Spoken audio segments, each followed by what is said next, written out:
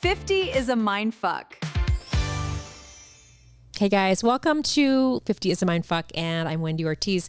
Thank you for coming in today. I suppose I would say coming into YouTube, Spotify, and iTunes.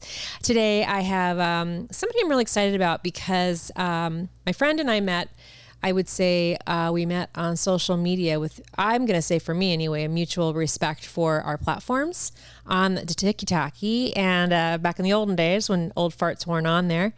And you came on my feed and I thought, this guy's got some good stuff. So you struck me as somebody very interesting to listen to, which I'll tell you guys about here in a second. But welcome today, Mike Factor. Welcome in. Oh, happy to be here. Thank you. I'm so excited that you invited me to spend some time with you on your podcast. This is just exciting. Thank you. Yeah, thank you. Yeah. So CB... Oh, the initials on my name, CBHC, is Certified Brain Health Coach. And in your real life, you sell medical devices. I sell oxygen and home medical equipment, and I've been doing that for over 20 years. Home medical equipment. Some of you might need that. But what caught my eyeball with Mike is that his platform's about Alzheimer's. And I'm going to let you kind of take away, I may not even speak today because I know we've talked at length about a plethora of information on the prevention and progression of this dastardly disease. Yeah, trying to stop it, trying to reverse it. That's what I'm really interested in knowing and learning and trying to do it for myself. And how I got interested in Alzheimer's is it's in my family. Yeah. Yay. My dad had Alzheimer's. Yeah. And being in the oxygen business, I read an article in February 2019 in a published journal.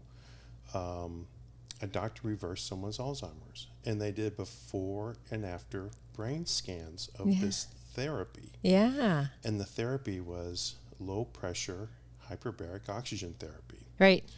And the conclusion was they got 36% cell growth back into the brain. And at the time, knowing that I'm in the oxygen business, it was in my wheelhouse, and my dad was fighting Alzheimer's. It really got my interest, and I wanted to learn as much as I could. I wanted my father to go see this physician and to see if we could stop his progression or reverse his Alzheimer's. Yeah. And ever since then, I've just been engulfed in learning as much as I can about Alzheimer's, trying to prevent it. And with it being in my family, I was concerned about myself and my siblings, and will we get it? Right. And what can we do to prevent getting Alzheimer's? It's like a cornucopia of worries that start to open. Yeah, absolutely. And so for the past 7 years, when I read this article in 2019, I've been doing everything I can and sharing that information that I've learned on social media. And I'm primarily using TikTok as a platform to share how to prevent Alzheimer's disease. Right. And I yell at him all the time to post more because I do think you have a good message to spread. We've argued about this, but if you're on TikTok, guys, it's Mike Factor, CBHC, right? Yes, it is. And I think it's a wonderful message because I have a personality is I like to help others, and I want to share that information. So maybe someone could use me as an example, take that information in their own life, and probably help themselves to prevent or help their loved one to stop the progression of Alzheimer's. Did I remember that your dad started a protocol, which we'll get into, on the hyperbaric chambers, and then he was then riding a bike? Can you talk about that a little bit? Am I right on that? No. Okay. Oh, I think I might have made that. Maybe I need it. Maybe it was a video from last year. Yeah. So was it somebody else who was riding a bike? I don't know. There was a bike involved. A stationary bike? Yes. Yeah. So I had a client who scored moderately low on an MMSC, and it was a personal friend of mine, and we started the protocol. And so after 60 sessions of using my hyperbaric chamber that I have at home and other exercises, with him being on a bike, we did this type of exercise called katsu, or blood flow restriction therapy. And what you do is you take these elastic bands, put them up over your thigh to restrict your femoral artery or over your bicep, and restricts the flow of blood while you're exercising. But what it does, it increases BDNF, which is brain-derived neural growth factor. So we were doing that along with hyperbaric oxygen. And the outcomes was, we didn't do brain scans, but it was remarkable where he couldn't spell words backwards. Prior to. Now he can. He couldn't draw a clock. Now he can. Wow. He couldn't count backwards by 7, starting at 100, and now he can. I don't even know if I could do that. He was, well, you can. You just have to have that focus. Right. I know you can. And he was walking with minimum assist, with another person walking with him, and a cane, sometimes a walker. He didn't have any stability or balance, and now he was walking independently and would walk every day around a small lake in our community. And so I would say he recovered quite well of what his original condition was. That's awesome. That's way more than I recall the story that I had, the snippet I had seen. There's another story that I've shared about a bike. I have a son with Down syndrome and was showing autistic type behaviors years ago. And we're getting phone calls from the school. He was getting up in the middle of the night, just self-talking, just having these behaviors. And I was like, you know what? I'm going to treat him like a client. So we started some supplements with him. We started doing the hyperbaric chamber with him at a very mild pressure. And after 12 sessions, he started being able to ride a bicycle. You never see a child with Down syndrome riding a bike. My wife... I did not know that. She has a doctorate in physical therapy. And she is a neurodevelopment trained therapist, and she's a neuroclinical specialist. And we have been giving my son PT, OT, and speech therapy since the day he was born. Sure. And never being able to ride a bike. So he picked up his balance. He's riding a bike like a typical child. Right. He sleeps through the night, and he's just thriving. He's just doing wonderful. Wow, that's awesome. That's really encouraging to hear. I mean, so one of the things Mike did for me is, I'm not even sure how the conversation came up, but you invited me over to try the hyperbaric chamber. It was before my shoulder surgery, and you did ask me to come back afterwards. And here we are a year or so later, but time goes so fast as far as with the progression of healing and cellular generation and things like that. But I feel like there's a litany of benefits to the hyperbaric chamber. That's not all we're focusing on, but that's a big part of your practice, right? And your passion. Yes, and I would say it's probably the best therapy for brain health, whether it's a traumatic brain injury or a birth generated, like a something that happened at birth, like a brain injury at birth. Let's say cerebral palsy. Sure. Some physicians consider autism as a brain injury, and hyperbarics has been great for autism. But all brain health and healing, hyperbarics is, I think, the best rehab therapy out there. When you talk about that, like putting someone like your dad or someone into hyperbaric, I want to make a connection in my brain on it, see if it makes sense to you and anybody who might be listening. Is like, I know with my mom, who's 88, we talked about her a little bit, and she's extremely tired, but she's a bull, man. She's full of energy, but she's really mad at herself because she's been napping a lot, which is not an unusual behavior for someone in their late 80s. But she works a lot. And I said, Mom, and I was reading about our breathing techniques, whether you breathe from your diaphragm or your chest, a lot of lack of oxygen, especially in older people. Is that in the same vein? Yeah, blood flow is very healthy for the brain. And as we get older, we have a lack of blood flow. Is it because we're not breathing the right way? circulation? I think it's circulation, increasing the heart rate, getting the blood pumping and getting the blood going through our bodies. And our brain uses so much of our oxygen and energy that we bring in. You definitely have to exercise to get that blood flow to the brain, to get the oxygen to the brain. And how does that marry or go in conjunction with working out? Is it two separate things, or am I saying the right thing? Like doing cardio, we'll call it cardio. So are you trying to go in like the direction of cellular energy gets lower as we get older, or? Don't know, because I'm truly at like I think to myself, like, okay, so if I'm in fitness a lot with my life, am I doing the right things? Do I couple it with hyperbaric? Or like someone who's sedentary, does doing VO2 max is a big thing right now in health, right? Are those in the same wheelhouse too? Yeah. That's where I was headed with that. Like, is it because I do fitness and high intensity and I am throwing some oxygen in my body? Is that the same thing? Yeah. So you can go ahead if you need to. Mango. Fitness, exercise, cardiotherapy, blood flow is an excellent way in preventing getting Alzheimer's. So you're getting that oxygen to the brain and feeding the brain the oxygen that it needs. But a person that is having cognitive impairment, you're going to need more than oxygen to rehab the brain, or more exercise to rehab the brain. Let me start. Rehab the grain. Right. Exercise and cardio is a great way to get blood flow and oxygen to the brain to keep the brain healthy.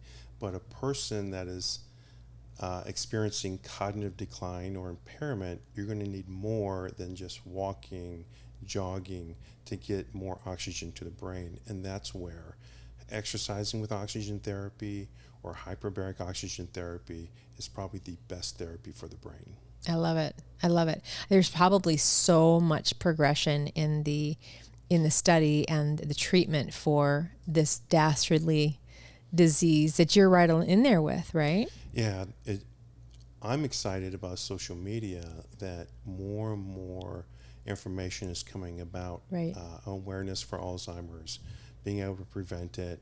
More and more you'll see on mainstream media, the big news stations are sharing information about it, and people being able to stop the progression or reversing Alzheimer's disease. I love seeing that out there. There's more and more out there. We've never been, I know how some people are like, social media is stupid. I think it is the most beautiful encyclopedia every day, all day, of the most wonderful information. Some of it's misinformation, big whoop, right? We can discern that. But like, I just learned so much from, my icing techniques to my Alzheimer's friends to like, it's just such a brilliant way to get more. There's a gal that I follow and she documents taking care of her dad in a pretty raw way. That's something we couldn't have seen before COVID, BC. You didn't see that stuff. You didn't see it. Now that we're aware, because we can see it real life, we can relate to everybody else's lives of what's going in our lives. Right. And just keeping an open mind about so much more that's out in the world than what we just see in our personal day-to-day. I think that, here's what I feel. I feel that you say, oh shit, it's happening to me. And before, we didn't have the resources that I think we're able to, like literally if I have some information I need at night, I can look it up and I can get 700 videos on people's experiences on X.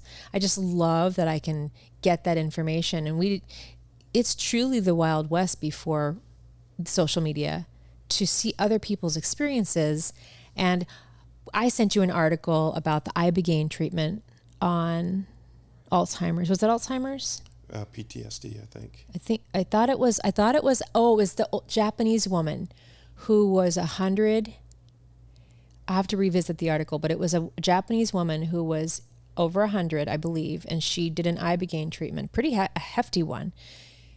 talking about and the results of how she did with helping her Alzheimer's. I'd love to see more and more information come out for Ibogaine. Totally. Yeah. I'm here for it. Yeah. I'm here for it. I mean, not everybody, I think we are also in a society of looking for, I don't want to say the quick fix. That's not what I want to say, but the next best thing, Yeah, absolutely. And just as we're talking makes me think of, that's why I started following you on TikTok, because I'm over 50. Mm-hmm. You're talking about things that are going in our generation's lives, being in that sandwich generation with our kids and our parents and everything. And we want to do what's right for our kids, our parents, and ourselves. And as we get older and deal with those day-to-day situations. Prevention, like you talked about, that passion for understanding it before and if you get it, God forbid, was in my family. Like, actually, and there's so many questions I have for you. We said we could probably do this 2 sessions on this, but if you had a gun to your head right now, can you run down a list of things that people may not realize hyperbaric could help with? I can give you a list of things that a person should be aware of their own health to prevent getting Alzheimer's. No, I'm going to say from your wiener to your brain, from healing to sickness, like all the benefits as hyperbaric, like that could change. I had a couple here yesterday, and he was curious. I told him about you, and he has long-term COVID effects. He's like, he's read some articles about helping with that, his brain fog. Yeah, so hyperbarics, first of all, there's a thing called Henry's Law. And Henry's Law is you can take a gas and turn it into a liquid when it's under pressure. And that's what happens with oxygen. So when you're in a chamber under this pressure, and the same pressure, it's measured in atmosphere, it's like swimming underwater. And then you're breathing in oxygen. When that oxygen goes in your lungs, it turns into a liquid in your plasma. And so as your heart beats, it takes that extra oxygen and just circulates around your body and heals those things that are in your body. And it's also anti-inflammatory, will bring down a lot of inflammation. There's a lot of case studies what hyperbarics can do for any individual. So if you're talking about your wiener, there are case studies out there that help erectile dysfunction using hyperbarics. And you can just go to the Google machine and say, hyperbarics, fill in the blank here, erectile dysfunction, case study. Right. And you'll have case studies come up, And so it is so healing of everything. It started 100 years ago for decompression sickness or people that had diabetic wounds. If they had wounds on their lower extremities and they weren't healing because they weren't getting the blood flow or the oxygen to blood flow to those wounds, they'd put them in a hyperbaric chamber so oxygen gets to those parts of the bodies and heals them. As time has gone on, these magnificent medical doctors, physicians, scientists have found that there's a magical dosing for each part of the body. So when I hear about the brain, there is a neurologist that I just absolutely love. I could be the president of his fan club. Has found that the brain responds at lower pressures, and that's how they're healing Alzheimer's and PTSD and traumatic brain injuries. So it is so healing for just about every part of the body, any part of the body that has inflammation, and you're getting oxygen to those. And so if there's an individual listening to this podcast, you're like, I wonder if it'll help my condition because I don't have Alzheimer's in my family or something like that. Just put in hyperbaric oxygen, fill in the blank here, case study, and a case study will probably come up. And that will give you the best explanation for every part of the body. What's the football brain in the CTE? CTE. And as I understand it, that a lot of these athletes will donate to science after they're gone. But I think what I'm hearing you say is, like I have 2 friends. One of them, both of their husbands were enforcers in the NHL, and they both are struggling. One is. I got to think about this. The other one has passed. and the other one is slower to progress. But I understand you can't diagnose it, but there's obviously signs that there is CTE. And I want if anybody who is listening, if you are with anybody that has these things, just please like message out, because there's some hooks in this. That's another thing about the dosing of pressure and oxygen, where I've seen people with CTE and they'll go to a hyperbaric center and they only go to 2 ATA or 2 atmospheres, which I think is way too much, and they won't see any benefits. And then they're like, oh, hyperbaric doesn't work. But if they go to a much lower pressure, let's say 1.1 to 1.3, maybe to 1.5 atmospheres, then they start seeing benefits, the headaches going away, the irritability going away, sensitivity to light start going away, and you'll start seeing a lot of help after using a much lower pressure.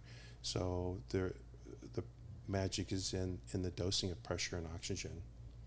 Now, you have the ability to sell these. This is not why Mike is here, but you do sell the chambers. I do sell hyperbaric oxygen chambers. For your house. And it's kind of like a thick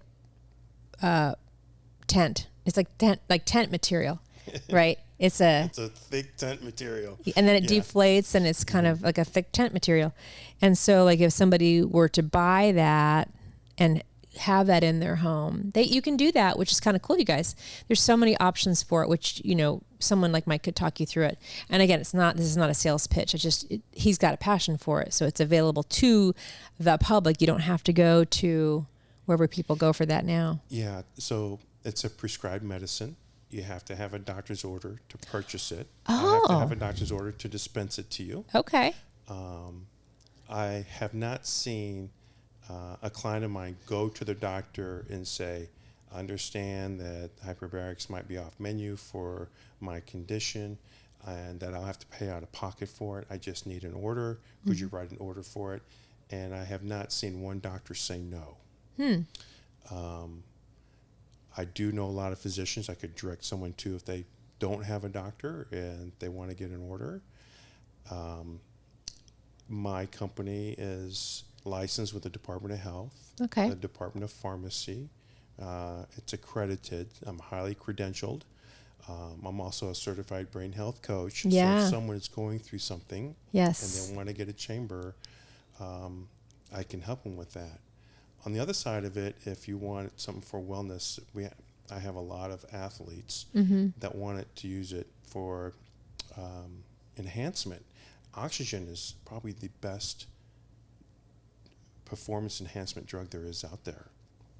And it's not detectable. It's just oxygen. Right. Some people use it the wrong way. You have to use it for recovery. So after a workout, you get in the chamber. You don't use the chamber before a workout. And it will wash away all your lactic acid, all your inflammation out of any high-intensity exercise you've gone through. So it's a great recovery mechanism. And then when I did it at his house, you're just on your phone and you're just relaxing. Really, I've got the cannulas in with the oxygen, and you just kind of was I in there an hour? Maybe over an hour. But it was great. I came out and I was like, that was great. It went very quickly. And you guys know an hour can go very, very fast, and especially if you can scroll on your phone, or just relax. It's my happy place. I feel so comfortable in there. Yeah. And I put a little fan, I got a blanket, I got a pillow, a water bottle, just relax, heal, and you can watch videos on your phone, you can take in headphones, you can take your electronics in. It's very, very safe. What about cancer?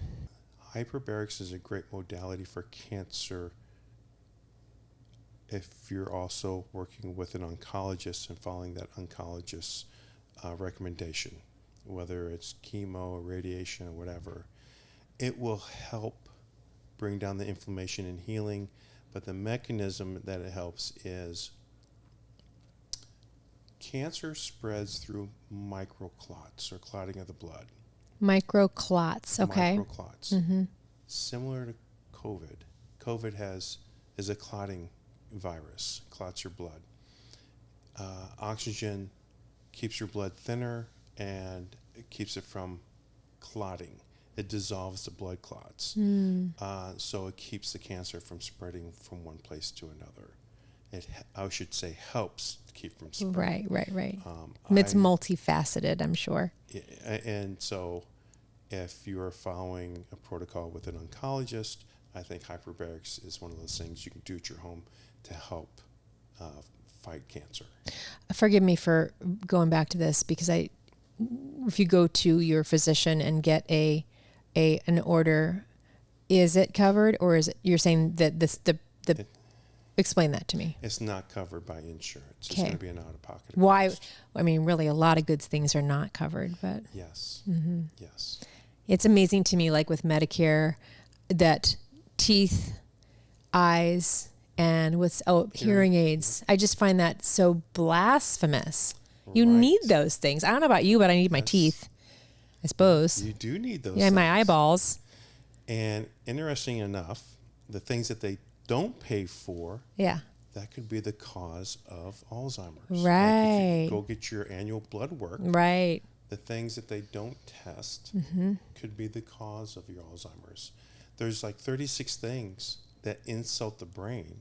And if you don't stop one of those, you can go into a progression of getting memory loss. And a lot of them don't show up in blood tests because the blood panel that is covered by your insurance does most of the basic stuff, and it doesn't pick up those things that could also cause Alzheimer's disease. My mom, again, all I know in this world about aging right now is through my mom. My dad passed away and he was 80. He was not like my mom, but she was trying everything but actually buying hearing aids. She was borrowing them. She was running around with none. And you'll appreciate this, but I finally took her to get a memory test, and she was fit to be she was vicious to me. I had to fake it, and she realized what was going on. And then the guy here in Scottsdale, he said, listen, he goes, you don't have it. He goes, but you're deaf. And he goes, if you don't get hearing aids, you're going to get it. And so she did acquiesce to that. And then when she did finally get her hearing aids in, and I did a video, maybe you saw it, where the doctor put them in, and she's like, well, how come I can hear in my teeth? He goes, because that's your brain connecting the sound that you have not had for so long.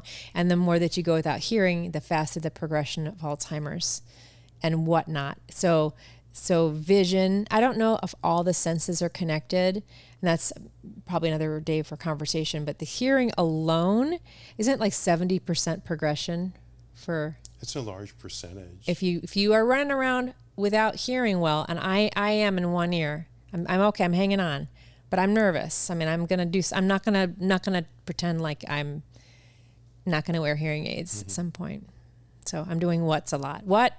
Huh? What? Yeah, the TV's on it. Yeah.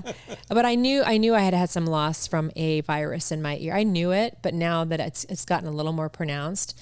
Like my husband one day, and I'm not calling him out because I think this is common because it's such a stealth thing, but he was starting to get annoyed because I couldn't hear him. And I said, listen, I go, when you get annoyed, it makes me feel bad. So then I don't talk. Because I can't help that I can't hear you. Either I'm upstairs going to the bathroom, or I'm on my computer, or the dryer's running. And I was saying very stealth what's a lot. And so I was like, ooh, I'm going to get checked. That's a scary thing to watch. Anyway, point being is the progression of Alzheimer's with the other things that are not covered is really, it's just such a huge ick. It's such an icky thing. One of the things that could be covered is sleep apnea.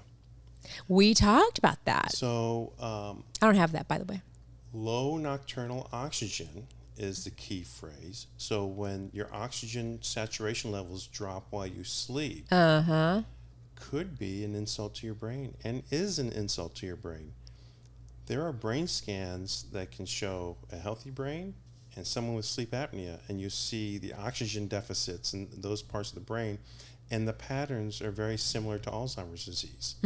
So if there's anybody out there that your nocturnal oxygen drops, so you could wear an Apple Watch or some type of device to track your nocturnal oxygen drops, or if you snore, or if you stop breathing, if you get up in the middle of the night several times to use the restroom, talking in your sleep, those are signs of sleep apnea. Go to your doctor and say, I'm having headaches, I might have high blood pressure, I'm snoring, mood disturbances, I stop breathing at night, I get up in the middle of the night, I'd like to get checked for sleep apnea. Then they'll get you an appointment with the sleep lab. You go spend the night, they put the electrodes on you, and if you have these events and your oxygen levels, they'll get diagnosed as sleep apnea, and they will help try to fix that, usually with a CPAP, continuous positive airway pressure, that you wear a device blowing a lot of air to open up those obstructive pathways, and that will keep your oxygen levels where they need to be while you sleep. I think a lot, and I'm generalizing, so cool it. I think a lot of men we talked about that because you wear one, right? I do. Yeah. I've been wearing one for almost 20 years now. Yeah, and I know my husband needs one. Oh, Lord have mercy. The interesting thing about that is, so my wife was complaining that I was snoring, and I'm in the business. Yes. So I brought a CPAP home, and I started using a CPAP. And she would say, "You do not look attractive." I know. Wearing a CPAP. And I said, "Well, you tell me, do you want me to wear it and you can sleep all night, or do you want me to lay here and look sexy?" Right. So I can't do both. I'll do whatever you want. Yeah. And it took me about a month to get used to it. Yeah. Like I get all this air going in, I go right in my nose, out of my mouth. It was kind of weird, and then I take it off, and then I go about 3 hours. I take it off in the middle of the night. Finally, I got used to it, and I go all night. And I was like, okay, this ain't bad. It's not a big deal. I really didn't see much of a big difference. Right. We traveled somewhere, and I didn't take the CPAP. I woke up the next day like I was hungover.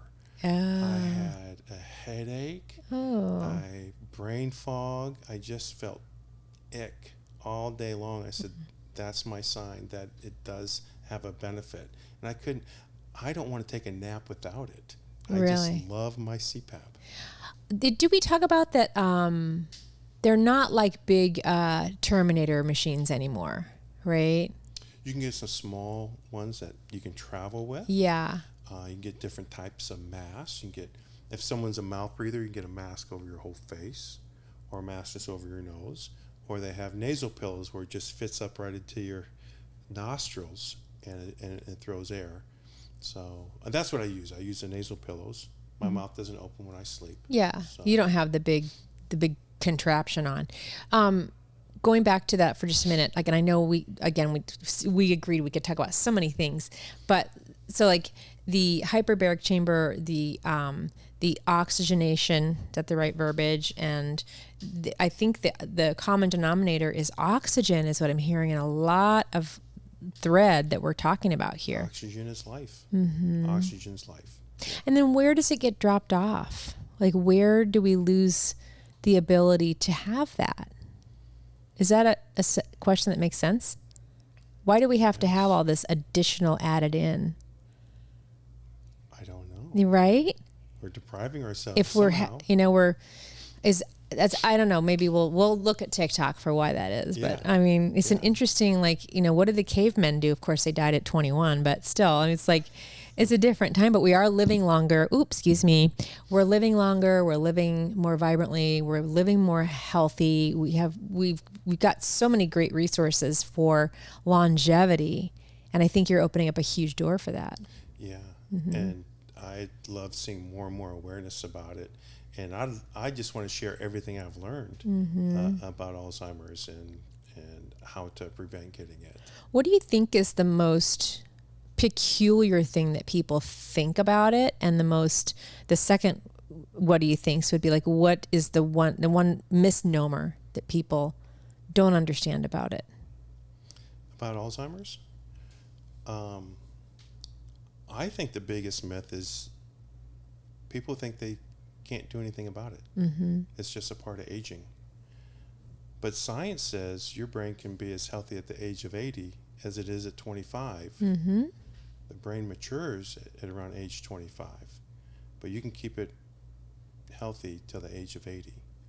Or they've seen brain scans, people 80, Mm-hmm. and they have healthy brains. I think that's the biggest myth. What about genetics and epigenetics? Those are big. Mm-hmm. Those are really, really big, and they need a lot more attention.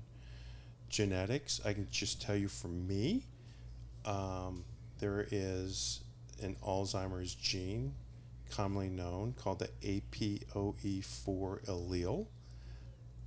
There's a famous actor that has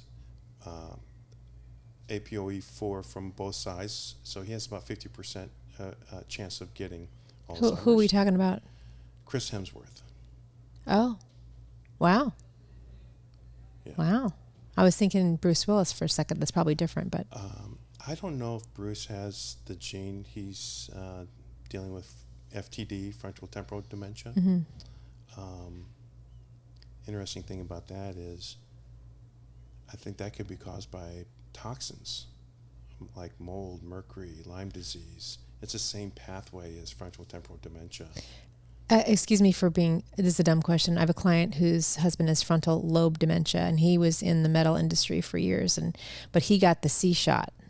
And she's whatever your beliefs are whatever anybody believes, she believes that those are the two things she decided. He got the COVID shot, and she felt like that was the beginning of the end for him. And then being in the metal industry, or was it scrap metal? Yeah. Some observational evidence is if someone has a quick decline after a traumatic event, then they've been holding toxins in their bodies for a long time. Interesting. Yeah.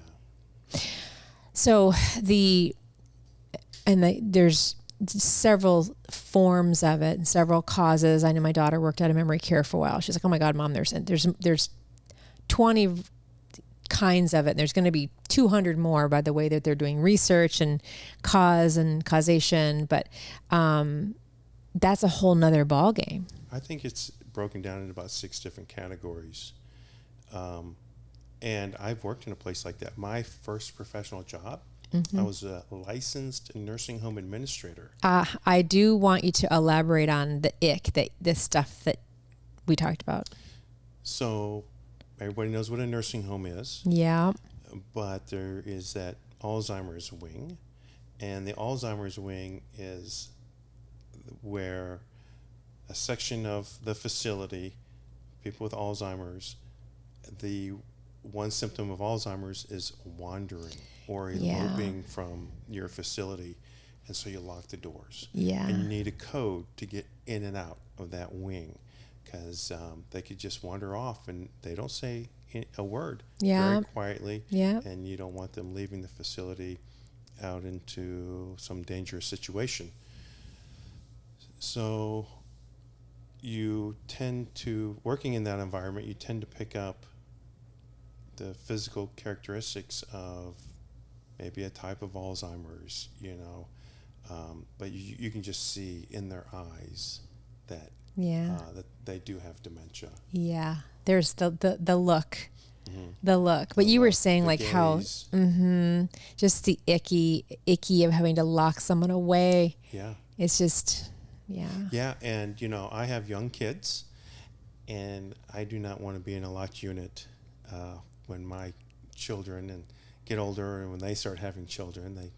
I want to be a grandfather that's going to be lucid as long as I can. Right. And we are in a time where we do have that opportunity, unlike any other decade that in my life. I mean, but I remember my grandparents and their grandparents, and it was just a different time. And now we're in it's going to get better and better and more open and more educated, more research and more treatment is happening every day. I love the fact that I get to work with some of the most brilliant people I've met, and those are medical doctors. Mm-hmm. And I just admire physicians and their compassion to help others. Yeah. And how we're constantly learning and evolving. And if a physician is turning to like a brain health coach for their client, or referring their patient out to a neurologist, or someone that is specialized in brain health, or finding those underlying things that could be causing the Alzheimer's and trying to fix it, that's not in our mainstream healthcare system right now. And I just love seeing my friends being more and more open to the idea that there's more out there of a cause or an ideology to having dementia.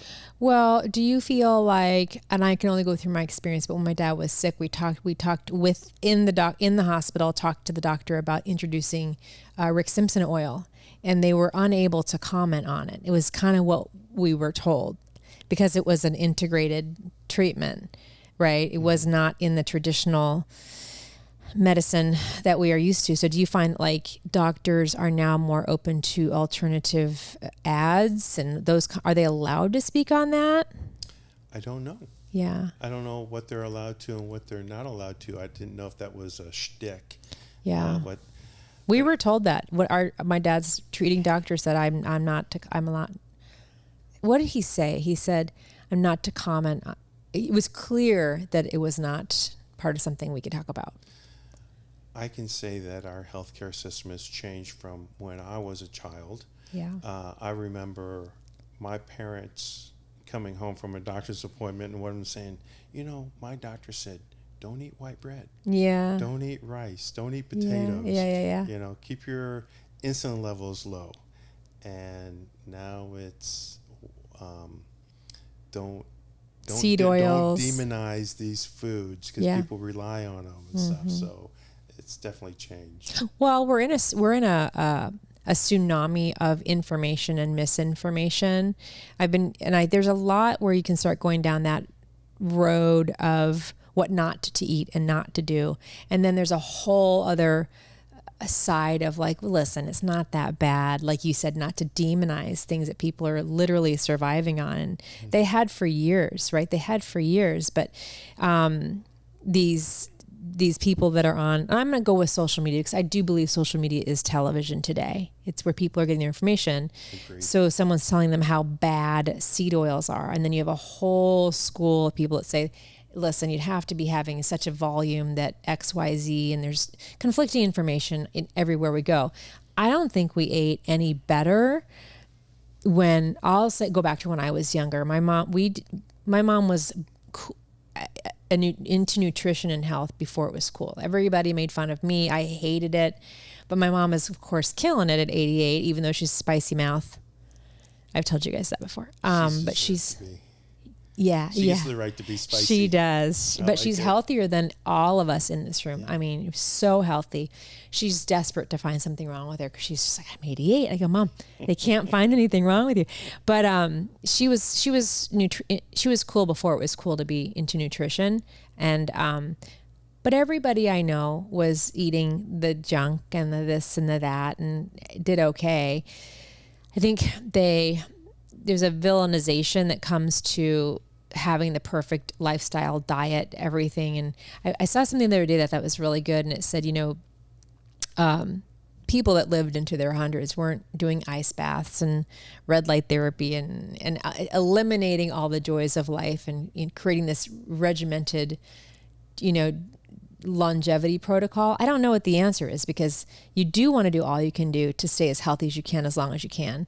But then yet people are doing it without all those contraptions and doohickeys quite well. Mm-hmm. So, but the scientific nature of what's happening in a really gross disease, Alzheimer's, is, I think, one of the most wonderful progressions we've seen.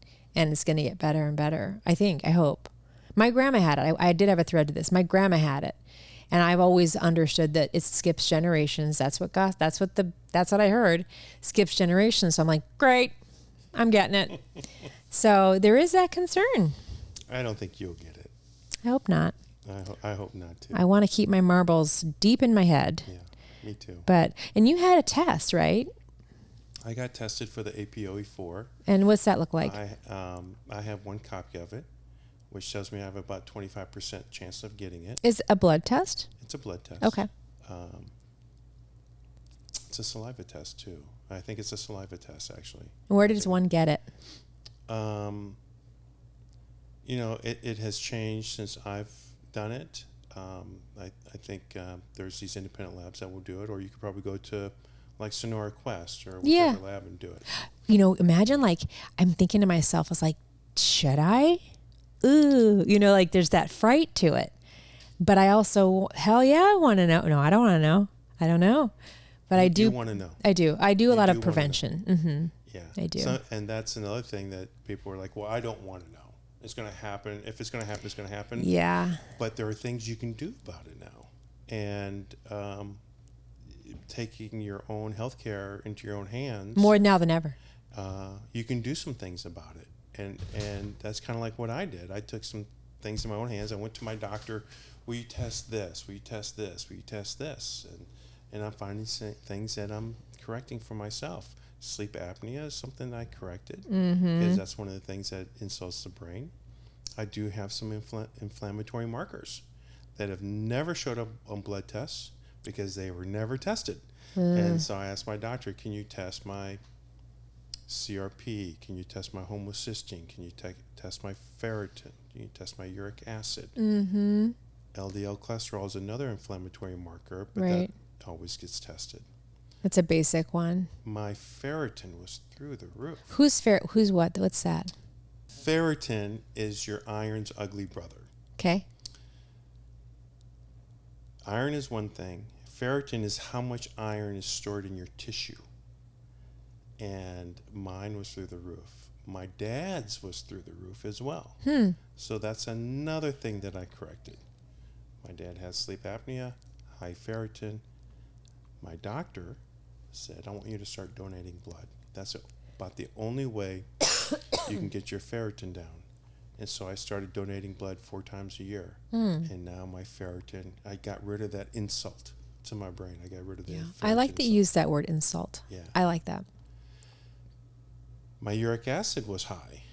I never had gout. I never had kidney stones. My dad had kidney stones. So my doctor put me on a medicine called allopurinol. Now my uric acid is down. And I just love the fact I get to work with such brilliant people that can help me on a path to prevent getting Alzheimer's, and that's my medical doctor. So homocysteine, totally in check. I'm totally fine with my homocysteine, and that's another insult to the brain, inflammatory marker. So I've got all my inflammatory markers in check. My homocysteine is great. My CRP is good. My cardiovascular system is great. So from a cardiovascular standpoint, you want to keep your LDL low, and mine was borderline high. I just started a medicine for it. It's not a statin. Okay. Okay. Lots of information out there right now on statins. So people with APOE4 are hyperabsorbers of cholesterol. And my cholesterol has always been in range, but a little high. So I started taking Zetia. Not a statin. It works differently. It just keeps my body from absorbing cholesterol. So I'm a believer right now in, instead of me waiting for my doctor and the test, I just go over to Anytime. I think it's called Anytime Lab. In October, I'll do a full CBC. Can I see what's on that panel? Yeah, I'll send it to you. I'd love to. Yeah, I will. And then you can get more if you go on their website. They've got all kinds of tests, like STD testing. You Fountain Hills people. There's all kinds of tests you can do. You people in those retirement communities. Yeah, yeah. That's a whole nother, oh God. Boy, do I have some stories on that. They have all, and I just pay for it out of pocket. I think it's like $250 for a full panel, but I just want to be in control of so if I walk in and go, hello, I like an Alzheimer's test. I don't know if they have that. I'll check it out, but I'll send you my test. Yeah. Maybe I can make some suggestions on what to test for. Sure. Yeah. Yeah.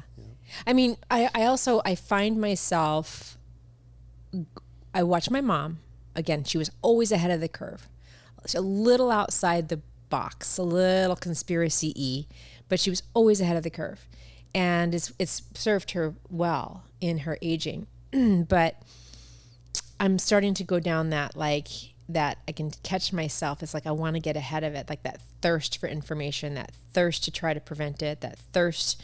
And then it feels a little bit like drinking out of an information fire hose. There's so much.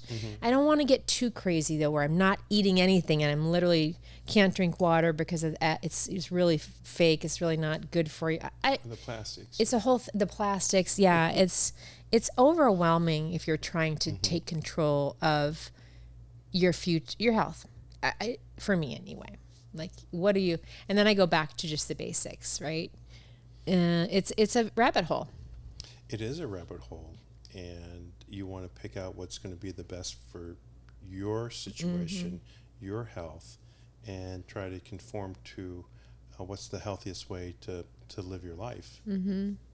I have 2 friends right now, same week, friends, they're friends, we're all friends, and they got diagnosed with breast cancer the same week. But it just starts touching our lives and things like that. But it's got me thinking about, like, also don't want to be that friend that's like, well, you should do this, and my friend does hyperbaric, and you should. I don't want to be that person, because it's such a private journey for each person as they go through and how they're both treating it. I'm like, oh man, I get so nervous for one of my friends because she's not treating it like I would treat it. It doesn't matter what I think. I'm going to get emotional thinking about it. I have a really close friend that had stomach cancer. And the survival rate was really low. And he did everything that his oncologist suggested. And then I'm reaching out to physicians in the integrative medicine space, and they said the best book to get is called How to Starve Cancer. So I got myself a copy, I got him a copy.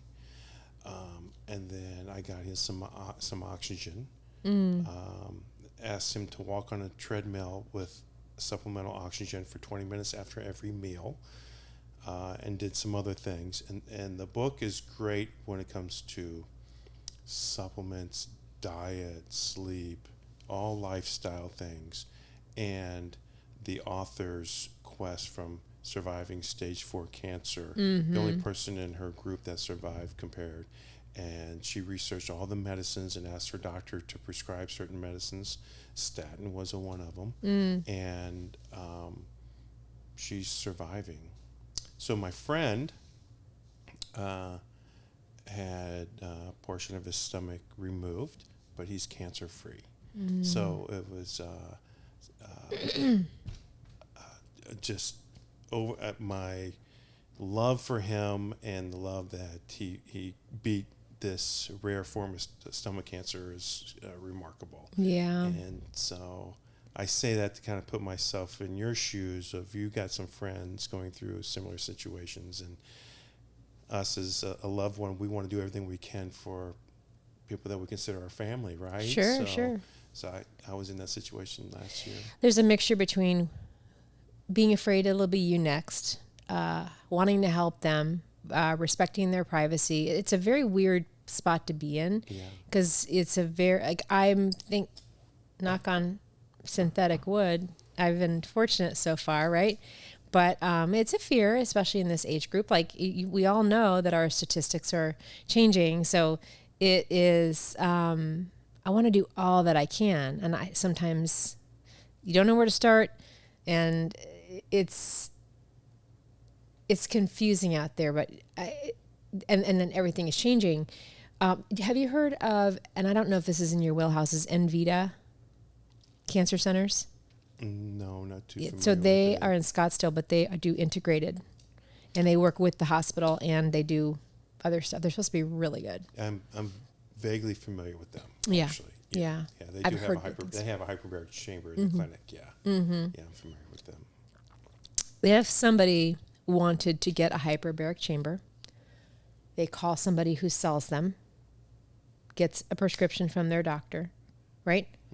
And what's that look like from there? Yeah, so we have contact with the buyer, and we get their information, the physician's order, and then if they don't live nearby, I can ship to them anywhere in the 48, and they're getting 2 items. They're getting the chamber, and then they're getting an oxygen concentrator that can handle the backflow of the pressure for that chamber. So they're getting 2 items.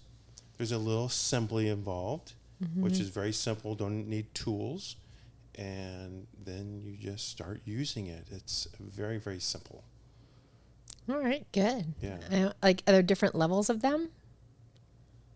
Or is there one model? There are, so all the models do the same thing. Okay. I have pictures and prices on my website, and the price for the chambers change according to the size and the shape. So if you're 7 feet tall, you get one. If you're 4 feet tall, you get another. If you want to be in a sit-up position, or you don't want to be in a lay-down position, you only have so much room in your house, or you're on a budget, then you can kind of pick the chamber that is right for you. The oxygen concentrator doesn't change price. It's just the one price, so you're buying the 2 things. Okay. Yeah. Interesting. So, like, what is your website? So the site that has the picks and prices of the chamber is Easy Medical Store, EASY medicalstore.com. Okay. And it has all kinds of home medical equipment on there. And on the left side, on the menu, you'll see hyperbaric oxygen for home, or hyperbaric chambers. And you open it up and you'll see the picks and the prices of the chambers there. Okay. I feel like I could just hand it over to you. You probably could say so much more because I've got a zillion questions, a zillion comments, but I'm going to kind of let you just keep talking about stuff and kind of see where you peter out. We might be here another day, guys. We might make it part 2. So going back to Alzheimer's. Yeah. Okay. We talked about sleep apnea. We've talked about inflammation. Let's talk about Alzheimer's being diabetes type 3. A lot of people have called that diabetes type 3. Sure. And why do they call that? So I would say from a lifestyle standpoint, it's don't keep spiking your insulin with your meals every day, all day long, eating a lot of complex carbohydrates. You want to keep your blood glucose and your insulin levels as low as possible. People with type 3 diabetes, or they're glucotoxic, is you can see on brain scans where they don't have the glucose uptake in the brain. And so glucose can't get to those areas to provide energy for the brain. So there is dementia, and there's no memory. So there's 2 sources of energy. You got glucose and you got ketones. So people in this category, if you can kind of recover from a lifestyle or a diet of a ketogenic diet. Right. And a lot of people think a keto diet is meats and cheeses and fats, and not necessarily. It could be a vegetarian diet with a lot of healthy oils like extra virgin olive oil, coconut oil. So you want to raise your ketone levels, and ketones can get to those parts of the brain that will give you clarity or brain energy. There's another way is the ketogenic oils like MCT oil and coconut oil. And people have gotten on this MCT oil kick. They put in their coffees, so and forth. ghee butter too. I think it's yummy. Is ghee good, right? It is good, but it's not a ketogenic oil. Oh. So coconut oil and MCT oil, medium chain triglycerides. Both of them are medium chain triglycerides. It's the Hence hydrogen MCT. chain, like a C8 to a C12. MCT is more C8 and C10 hydrogen chains. Coconut oil has C12, and you need both of them. The coconut oil will provide nutrition to the astrocytes and help feed the brain. So Because these are tasteless. You can throw them into anything. when you eat these and you have enough of a volume, maybe 35 mLs, when it hits your liver converts them to ketones.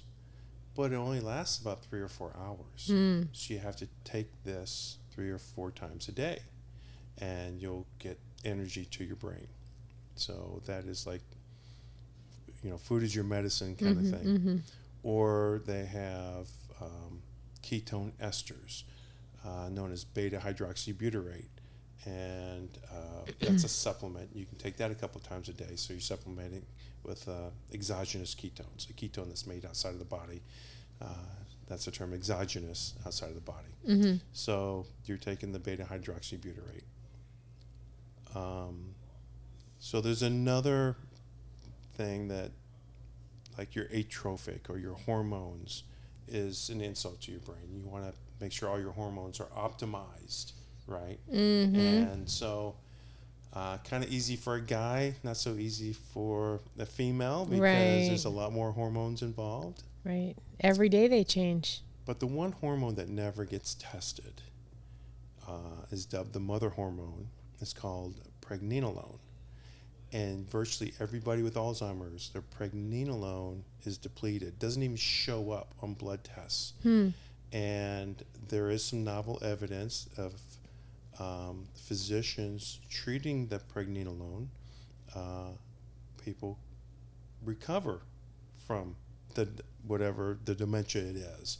And so just in a prevention standpoint, you want to optimize all of your hormones. Men have to keep their testosterone over 500. Yeah. Most men are these days 300 to 400. And it's not just connected to your sexual performance, guys. It's so much more than just that. I think it's, and then what is it? The andropause is it's a whole conversation. And hormones is neuroprotective. So you want to optimize your hormones. Melatonin is a hormone. Serotonin is I didn't know melatonin was a hormone. And when people have a hard time sleeping, it's not necessarily because of low melatonin. It's serotonin, as the sun goes down, converts to melatonin, and that's what makes us tired. So you can supplement with 5-HTP, 5-HTP, 5-hydroxytryptophan, which is a precursor to serotonin. And you bring your serotonin up, and as the sun goes down, you'll have the melatonin to go to sleep. There's so many things, so many acronyms, so many things to think about, and it starts with a thorough blood panel. Yeah, really is at the beginning. That you probably won't get in the traditional sense. You probably won't get your insurance to pay for it. Right. Yeah. Yeah. Or you can just supplement with a little melatonin. I do that every night because I think it's neuroprotective. What else? What about brain trauma? Brain trauma can lead to Alzheimer's. Yeah, and I think we should do a second. If you want, I want to come do this again, but I have one more subject that I want to maybe close out on today. Would be like the age that they're starting to discover Alzheimer's and earlier and earlier. Yeah. Mid-40s. Yeah. Is kind of coming the average age of Alzheimer's. What is what and why and how is it becoming so diagnosed early? Is it because of detection? What is it that's making it be aware of it earlier than ever before? It used to be a grandpa's disease, right? Or grandma's disease. And you didn't call it that. It was just like, oh, she's just kooky, right? I think we just need to start testing more for those 36 things that insult the brain. I think that's what's getting missed. Yeah. And it's so fascinating that there's not one place to go that I'm aware of. I think we just said that. There's not one place to go to get a full 36er, right? I think there is a place to go. There is a neurologist that has identified all 36 things and has a group for that. His name is Dale Bredesen. He was a professor at UCLA. He's got an organization called Apollo Health Co. Okay. If you go to apollohealthco.com, you can sign up there, and they can provide you with brain imaging. They can provide you with the blood panel. I think doing the brain imaging would be great because you can do like before and after. If you start their program, you can see if you've gotten better. That gives you one thing another thing to test. But start with the blood test to see if you're even it's in your carcass. Right? Yeah. Yeah. Absolutely. And then if they detect something, they have certified medical doctors across the country, certified brain health coaches across the country that you can visit and have them be your doctor. Let them be your dementia doctor. Mm-hmm. And I hear there's about 85% efficacy of people recovering from Alzheimer's using them. With early prevention or early detection, excuse me. Detection, not necessarily early. You got someone who is suffering memory loss. Yeah. Sign them up with Apollo Health Co. or go see Dr. Daniel Amen. He's got like 10. He's got a clinic in Scottsdale. Oh. And they'll do a SPECT scan. You have to send me his info, and I'll put him in this post too. But like my friend that was here yesterday, he was talking about brain fog and what he thought would be what he believed was related to long-term COVID. So, and it does have me thinking because they are 60, and every time I hear that, I'm like, huh. Like I can't help but wonder if they did 2 to 3 weeks of hyperbaric oxygen, they notice a difference, then they would say, okay, I should buy one. Okay. Everybody should try for every day. You have to do the chamber every day for 3 weeks. 2 to 3 weeks. Okay.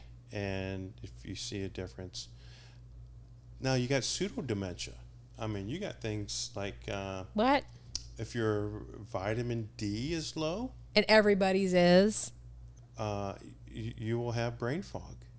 Do you think, and I have to ask this because I would say this is probably me, is there so much coming at us from our mobile devices, our computers, our phones, our everything, like so much coming at us that you're like, wait, what? Wait, I need it like that. There's a moment where I'm like, I forgot to do that, or I forgot to shut the door.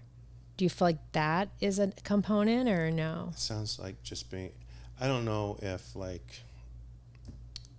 That's what I'll blame it on anyway. Distractibility. I think it's just distracted. We're more distracted than ever, yeah. Right? Yeah. Yeah. B12, vitamin B12. Mm-hmm. If you're low, that's pseudo dementia. Bring that sucker back up. Get you some methylcobalamin. Who is it? What'd you call me? Methylcobalamin. Shouldn't call me names like that. That's the form of B12 you want to take. Interesting. Yeah. What copper D3? to zinc ratios? If your copper to zinc ratios are off, dementia. Okay. If you're depressed, dementia. Those are pseudo dementias. You guys, I'm just finishing my first protocol of GHKCU, the copper peptide with a zinc supplement. I know nothing about it. Okay. Copper zinc. You just said that. Well, that brought my brain to that. So if you do blood tests though, if your copper's high and your zinc is low, dementia. You have to be at a 1-to-1 ratio. That's it. Just start drinking again. Alcohol is an insult to your brain. Damn it. Is marijuana? It restricts blood flow to the brain. It sure is. Damn it. Yeah. Candy? Well, it raises your insulin levels, and over time, that will be hard on you. This is so stupid. All the fun stuff. Yeah, I know. Yeah. Well, thank you. Will you please come back and we'll revisit this conversation? I've got so many more things I want to talk about. I know. And you're going to go home and be like, and so I really thank you for coming out. This has been great. Thank you. Yeah. Appreciate it. You have anything in closing? Where do they find you on social media? TikTok at mike.factor.cbhc. Okay. Instagram, same thing, mike.factorcbhc. I do have a private Facebook group called Alzheimer's Dementia Prevention Support. Okay. It's private. You could probably find it. join that. I put a lot of articles on there. Okay. Talk about things like ergothioneine, lithium, whole coffee fruit extract. There's so many good things for the brain that I do discuss and talk about. Okay, good. Well, and you guys all tag him in this post too, and you can find him that way. But feel free to reach out to me, and I can connect you with Mike. And if you want, and if not, I hope you found this to be helpful today, because information is key. Thank you. All right, peace out.